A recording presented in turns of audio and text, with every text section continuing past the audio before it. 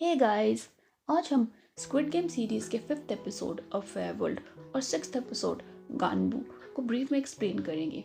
पिछले वीडियो में हमने देखा था कि जीयोंग की टीम टग ऑफ वॉर में हारने वाली थी। सैंगवो ने लास्ट मिनट में प्लान बनाया कि सब लोग कुछ सेकंड्स के लिए रस्सी को ढीला छोड़ देंगे। इससे सामने वाली टीम का बैलेंस बिगड़ जाएगा। इस सब में जीयोंग ब्रिज से ऑलमोस्ट नीचे गिरने वाला होता है, पर प्लान काम कर जाता है और ऑपोजिट साइड इम्बैलेंस होकर रस्सी पर ग्रिप लूज कर देती है। जीयोंग की टीम इस मौके का यूज करके रस्सी को अपनी ओर जोर से खींच लेती है। वो लोग गेम जीत जाते हैं और थक कर सब ब्रिज पर ही लेट जाते हैं। वापस जाते वक्त जियोंग टीम के एक मेंबर का मजाक उड़ाती है क्योंकि वो एक प्रीस्ट था। वो लोग हॉल में पहुंचते हैं जहां पर डियोक्सू की टीम आपस में बात कर रहे थे। मिन्यो डियोक्सू को घूरते हुए निकलती है, मानो कह रही हो कि अब उसे उसकी ज़रूरत नहीं है। जियोंग का ग्रुप साथ में बैठकर बातें करता है। मिन्यो सबको हंसाने की कोशिश करती है ताकि वो लोग उसे फेवर करें। वो अली की बेइज्जती भी करती है क्योंकि वो कोरिया का मूल निवासी नहीं था। अनाउंसमेंट होती है कि लाइट्स आधे घंटे में ऑफ कर दी जाएंगी। उन लोगों को पता था कि प्लेयर्स रात में फिर से खून खराबा कर सकते हैं, तो वो लोग इससे बचने के लिए बैरिकेड्स लगाने की सोचते हैं और रात में पेयर्स में पहरेदारी करने का डिसाइड करते हैं। जब वो बेड्स के बैरिकेड्स बना रहे थे तो डियोक्सू आकर जियोंग का मजाक उड़ाता है। वो जियोंग को बोलता है कि क्या सच में उसे लगता है कि इस सब से उसकी जान बच जाएगी। जियोंग उसे अपने टीम मेंबर से बचने को कहता है। डियोक्सू अपने टीम वालों को बॉस बनकर अपने छोटे बड़े सारे काम करने का ऑर्डर दे रहा था, तो हो सकता है कि वो लोग तंग आकर सबसे पहले उसे ही मार डालें। जियोंग की बातों से डियोक्सू चिंतित हो उठता है। वो अपने टीम मेंबर्स को रात में किसी को भी ना मारने को ऑर्डर देता है। इल्लाम फर्स्ट शिफ्ट लेना चाहता था। वो कहता है कि बूढ़े लोगों को ज़्यादा नींद की ज़रूरत नहीं होती। इस पर एक न्यू मेंबर उसे डांट कर चुप करा देता है। वो कहता है कि एक बूढ़े व्यक्ति के हाथ में वो अपनी लाइफ को नहीं रख सकता है। लाइट्स ऑफ होती हैं तो सैंगवू और अली फर्स्ट शिफ्ट लेते हैं। अली सैंगवू को दिन में उसकी जान बचाने के लिए थैंक यू बोलता है। वो उसे कॉर्न कॉब या भुट्टा भी देता है जो उसने दिन से उसके लिए बचा के रखा था। सैंगवू उसे तोड़कर बीच में से आधा अली को दे देता है। सैंगवू अली को उसे ह्यूंग बुलाने को भी कहता है, जिसका मतलब कोरियन में बड़ा भाई होता है। दोनों काफ़ी बातें करते हैं और अपनी अपनी लाइफ के एक्सपीरियंसेस को शेयर करते हैं। कुछ देर के बाद सैंगवू जियोंग को उसकी शिफ्ट के लिए उठाता है, तो डियोक्सू भी जियोंग की बातें सोच सोच कर सो नहीं पा रहा था। दूसरी ओर जुनहो उस कमरे में पहुंचता है जहां स्टाफ डेड प्लेयर्स के ऑर्गन्स निकालता था।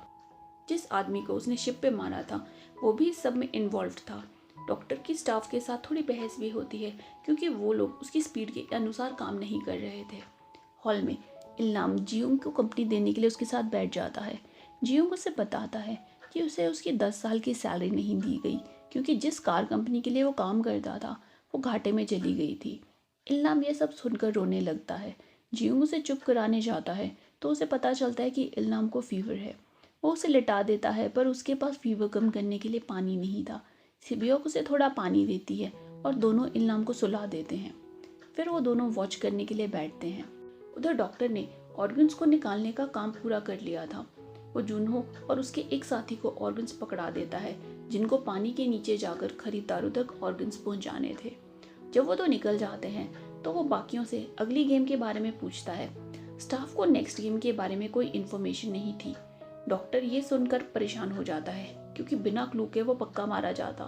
वो एक स्टाफ को हॉस्टेज बनाकर दूसरे को गेम को फिगर आउट करने को कहता है।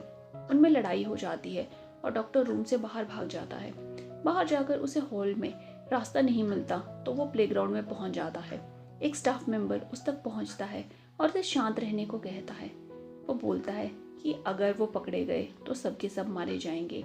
डॉक्टर उसे उसका चेहरा दिखाने को कहता है ताकि वो उस पर ट्रस्ट कर सके। इतने में फ्रंटमैन आकर स्टाफ को शूट कर देता है। फ्रंटमैन कहता है कि उसे कोई फर्क नहीं पड़ता कि वो लोग डेड बॉडीज के साथ क्या करते हैं, पर स्टाफ प्लेयर्स को गेम्स के बारे में नहीं बता सकते। इससे फैसिलिटी का मेन मोटो इक्वालिटी डिफीट हो जाता है क्योंकि सब प्लेयर्स के पास जीतने का बराबर मौका होना चाहिए। स्टाफ और डॉक्टर दोनों ही मार दिए जाते हैं। दूसरी ओर जुनहो और एक स्टाफ मेंबर इमरजेंसी एग्जिट से बाहर निकलते हैं। स्टाफ बताता है कि ये रास्ता वीआईपीज के लिए रिजर्व्ड है। जुनहो वीआईपीज के बारे में पूछता है तो स्टाफ कहता है कि कोई नहीं जानता कि वो कौन है। स्टाफ को जुनहो पर शक हो जाता है और वो उसे मास्क उतारने को कहता है।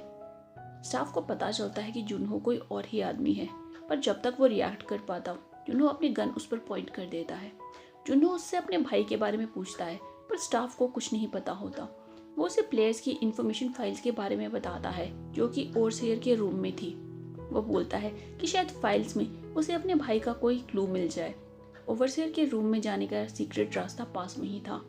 जुनहो स्टाफ को शूट करके ओवरसीयर के रूम में पहुंच जाता है। उधर ओवरसीयर उस स्टाफ की डेड बॉडी के पास पहुंचता है जिसे जुनहो ने मारा था। ओवरसीयर स्टाफ के फॉरहेड से बुलेट निकालता है और उसे पता चलता है कि ये किसी पुलिस वाले की गन से चली है। वो स्टाफ को जल्दी से जल्दी इंट्रूडर को ढूंढने को कहता है। उधर हॉल में एक अलार्म बजता है और सारे प्लेयर्स उठ जाते हैं। स्टाफ उन्हें हॉल के बीच में लाइन बनाने को कहता है। इल्लाम उठने से मना कर देता है क्योंकि बेचारे ने रात में अपने कपड़ों में ही यूरिन पास कर दिया था। उधर जुनहो ओवरसीयर के रूम में था। वहाँ उसे उन सारे प्लेयर्स की फाइल्स मिलती हैं जिन्होंने आज तक गेम्स में पार्टिसिपेट किया था। उसे समझ आता है कि गेम्स बहुत सालों से चल रही हैं। हॉल में प्लेयर्स बीच में 4 लाइंस में खड़े थे। जियून अपनी जैकेट इल्लाम की कमर पर बांध देता है ताकि उसे बाकी लोगों के सामने शर्मिंदा ना होना पड़े। स्टाफ उन्हें हॉल से बाहर ले जाते हैं। वहाँ डॉक्टर और उसकी मदद करने वाले स्टाफ मेंबर्स की डेड बॉडीज़ को हैंग किया हुआ था। प्लेयर्स को बताया जाता है कि जो कोई अपने फ़ायदे के लिए रूल्स को तोड़ेगा उसका यही अंजाम होगा। उधर जुनहो अभी भी ओवरसीयर के ऑफिस में था। वो उन सब डॉक्यूमेंट्स के पिक्चर्स ले रहा था जो उसे इम्पोर्टेंट लगते हैं। वो अपने भाई की फाइल ढूंढ रहा था जब बाहर एक फ़ोन बजता है। ओवरसीयर आकर फ़ोन सुनता है। वो बताता है कि स्टाफ के बीच छोटी सी डिस्टर्बेंस हो गई थी। वो कहता है कि जब तक वीआईपीज आएंगे तब तक सब कुछ सॉर्ट आउट हो जाएगा। ओवरसीयर के जाने के बाद जुनहो रूम में एंटर करता है और उस नंबर पर वापस कॉल करने की कोशिश करता है, पर कोई फ़ायदा नहीं होता। प्लेयर्स को एक वाइट रूम में ले जाया जाता है जहाँ पर उनको 2-2 प्लेयर्स के ग्रुप में सेपरेट होने को कहा जाता है। मिन्यो जियोन को उसके साथ पेयर होने को कहती है, पर वो कोई रिस्पॉन्स नहीं देता। इस पर वो सैंगू की तरफ चली जाती है। वो भी उसे मना कर देता है। सैंगू अली को उसका टीममेट बनने को कहता है। वो दोनों जियोंग की तरफ देखते हैं कि कहीं वो ऑब्जेक्शन तो नहीं करेगा। जियोंग खुश होकर उन्हें आगे बढ़ने को कहता है। जियोंग भी टीममेट ढूंढने के लिए निकलता है। इल्लाम उसकी ओर बढ़ता है। जियोंग जानता था कि वो एक बूढ़े व्यक्ति के साथ नहीं जीत पाएगा, इसलिए वो इल्लाम को मना कर देता है। इस पर इल्लाम उसे उसका जैकेट वापस करता है और कहता है कि बाकी लोग उसका मजाक उड़ाएंगे अगर उसका जैकेट उसके पास नहीं होगा। जियोंग को बुरा लगता है, पर वो फिर भी पार्टनर ढूंढने निकलता है। सेबियोक और जियोंग भी अपनी टीम बनाते हैं। एक प्लेयर जियोंग को उसका टीममेट बनने को कहता है। वो बताता है कि डॉक्टर की मरने की वजह से प्लेयर्स की संख्या ऑड हो गई है। इस कारण लास्ट में एक प्लेयर बिना पार्टनर के रह जाएगा और शायद उसे एलिमिनेट कर दिया जाए। जियोंग इल्लाम की ओर देखता है जो कोने में बेचारा अकेला बैठा था। वो इल्लाम के पास जाकर उसे अपना पार्टनर बनने को कहता है। अंत में मिन्यो बिना पार्टनर के रह जाती है। सब प्लेयर्स गेम के लिए निकलते हैं और स्टाफ मिन्यो को कमरे से बाहर ले जाता है। स्टाफ प्लेयर्स को एक मॉक नेबरहुड में ले जाता है जहाँ काफ़ी सारे घर और गलियाँ थी। जियोंग कहता है कि ये उसके बचपन के घरों के जैसे हैं। सैंगवू और अली एक दूसरे को प्रॉमिस करते हैं कि वो ये पैसा एक साथ जीतेंगे। सब लोगों के प्लान्स फेल हो जाते हैं जब उनको पता चलता है कि उनको एक दूसरे के खिलाफ खेलना है। सबको 10-10 कंचे या मार्बल्स दिए जाते हैं और उनको अपने पसंद की कोई भी गेम खेलने को कहा जाता है। ज़्यादातर लोग कंचे को गड्ढे में फेंकने का गेम सिलेक्ट करते हैं या फिर ये कि हाथ में कितने कंचे हैं दूसरा प्लेयर ये गेस करेगा। उनको 30 मिनट का समय दिया जाता है। जियोंग शॉक था, पर इल्लाम एक छोटे बच्चे की तरह कंचे देखकर खुश हो रहा था। सब खेलना शुरू करते हैं, पर इल्लाम गलियों में अपना घर ढूंढने निकल जाता है। जियोंग उसे रोकता है, पर इल्लाम गेम नहीं खेलना चाहता था। जियोंग इल्लाम पर भड़क जाता है क्योंकि अगर वो नहीं खेलेंगे तो दोनों को ही स्टाफ मार देगा। इल्लाम उसकी बात मानकर खेलने को तैयार हो जाता है। अली और सैंगू एक दूसरे को भाई की तरह ट्रीट करते थे, तो उनके लिए ये सब करना और मुश्किल था। अली गेम नहीं खेलना चाहता था। सैंगू कहता है ऐसे तो दोनों ही मारे जाएंगे। अली को कंचे खेलने आते नहीं थे, तो सैंगू उसे खेलना सिखाता है। एक प्लेयर को कुछ कंचे हाथ में छुपाने हैं। दूसरा प्लेयर ये गेस करेगा कि कंचे ऑड है या इवन। अगर सेकंड प्लेयर का गेस सही हुआ तो उसे फर्स्ट प्लेयर के हाथ के सारे कंचे मिल जाएंगे। दोनों खेलना शुरू करते हैं। अली सैंगू के 9 कंचे जीत जाता है। सैंगू के पास सिर्फ एक कंचा रह जाता है। जब स्टाफ लोगों को शूट करना शुरू करता है, सैंगवू कहता है कि गेम के एंड में प्लेयर्स एक विनर पर अग्री नहीं करेंगे, वो रूल्स को गलत कहेंगे। स्टाफ के पास एक ही रास्ता बचेगा कि एक टीम को दूसरी टीम के सामने रखें, इसलिए उनको नेबरहुड में जाकर पुराने प्लेयर्स को ढूंढना चाहिए ताकि वो उनके खिलाफ एंड में जाकर लड़ सके और जीत सके। अली को सैंगवू का प्लान समझ नहीं आता, पर वो सैंगवू पर काफ़ी भरोसा करता था, तो वो उसकी जान बचाने के लिए अग्री कर जाता है। सैंगवू उसके कंचों को पोटली में डालकर उसके गले में बांध देता है ताकि कोई उसके कंचे छीन न ले। उधर जियोंग और सेब्योक साथ में बैठे थे। सेब्योक को कंचे खेलने नहीं आते थे, सो जियोंग उसे सिखाती है, पर दोनों लड़कियां 30 मिनट के लिए कंचे नहीं खेलना चाहती थी, तो दोनों मैक्सिमम समय बातें करने का डिसाइड करती है और सारे कंचे एक लास्ट गेम पर एंड में बेट करने का सोचती हैं। सेब्योक बताती है कि उसके फादर बॉर्डर क्रॉस करते हुए मारे गए थे, उसकी मदर को चाइनीज़ पुलिस ने पकड़ लिया था और नॉर्थ कोरिया वापस भेज दिया था। वो अपना एक घर बनाकर अपनी माँ को वापस लाना चाहती थी। जियोंग हंसते हुए कहती है कि इतने सारे पैसे से तो वो इससे काफ़ी ज़्यादा कुछ कर सकती है। सेब्योक कहती है कि वो जेजू आइलैंड जाना चाहती है। इस पर जियोंग कहती है कि वो भी साथ जाएगी। इस बात पर दोनों रियलाइज़ करती हैं कि ये इम्पॉसिबल है, क्योंकि दोनों में से एक आज मारा जाएगा। जियोंग बताती है कि उसने अपने फादर को मारा क्योंकि वो उसे सेक्सुअली अब्यूज़ करता था। इसके लिए उसे जेल भी हुई। इल्लाम और जियोंग गेम स्टार्ट करते हैं। खेलते खेलते जियोंग के पास सिर्फ एक कंचा बचता है। वो नर्वस हो जाता है और इल्लाम के हाथ में छुपे कंचों को ऑड गेस करता है। मुट्ठी खुलने पर उसमें से 2 कंचे निकलते हैं और जियोंग अपना लास्ट कंचा भी हार जाता है। यहाँ इल्लाम डिमेंशिया के कारण ये भूल जाता है कि जियोंग ने क्या गेस किया था। इसके कारण जियोंग अपना आंसर बदल देता है। इसके बाद जियोंग इल्लाम के डिमेंशिया का यूज़ करके आगे के राउंड्स जीतता है, जब तक इल्लाम के पास सिर्फ एक कंचा बच जाए।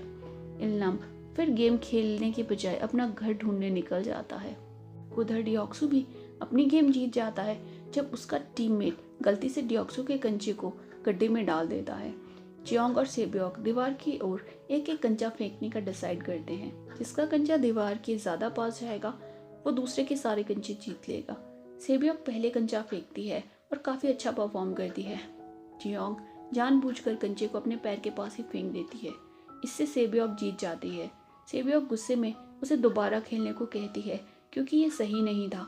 जियोंग कहती है कि उसके पास सेब्योक की तरह जीने का कोई मोटिव नहीं है। वो चाहती है कि सेब्योक अपना सपना पूरा करे। दोनों रोते हुए एक दूसरे को आखिरी गुड बाय कहती हैं। एक स्टाफ मेंबर जियोंग को शूट करके मार देता है। अली सैंगवू को ढूंढने जाता है क्योंकि कुछ ही मिनट शेष बचे थे। जब वो अपनी कंचे की पोटली को चेक करता है तो उसे समझ आता है कि उसके बड़े भाई जैसे सैंगवू ने उसे धोखा दिया है। सैंगवू ने उसके कंचे चुराकर पोटली में छोटे छोटे पत्थर भर दिए थे। अली की आंखों में इस धोखे के कारण आंसू छलक उठते हैं और एक स्टाफ मेंबर उसे भी शूट कर देता है। अब सिर्फ इल्लाम और जियोंग बचे थे। उनको एक लास्ट गेम खेलनी थी, जिस पर इल्लाम सजेस्ट करता है कि उनको सारे कंचे एक लास्ट राउंड पर बेट कर देने चाहिए। जियोंग रोने लगता है कि ये सब फेयर नहीं है।